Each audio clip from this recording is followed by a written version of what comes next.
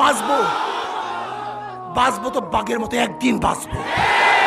ওই শ্রীকালের মতো 1000 বছর বেঁচে থাকার কোনো আশা আমাদের নাই। আমরা বাঁচতে চাই না, আমরা মরতে চাই। দেশের মাথা উঁচু করতে চাই, এই স্বাধীনতা রক্ষা করতে চাই, বাংলাদেশের সম্পদকে রক্ষা করতে চাই, এদেশের সমস্ত মানুষের জীবন মালকে এবং তাদের অধিকারকে রক্ষা করতে চাই। এরা ভাইয়ার আমার, সজাগ থাকুন, হুঁশিয়ার থাকুন। যদি বাঁচতে চান, কেউ বাঁচতে পারবেন না। যেরকম পিপিলিকা জোয়ার বা পানি আসলে সব একত্রিত হয়ে যায়, ঘুরতে থাকে, একবার নিচে যায় আর একবার উপরে ওঠে। সবাই মরার জন্য নিচে যায়, সবাই বাঁচার জন্য উপরে ওঠে। এর জন্য কেউ মরে না, সবাই বেঁচে থাকে।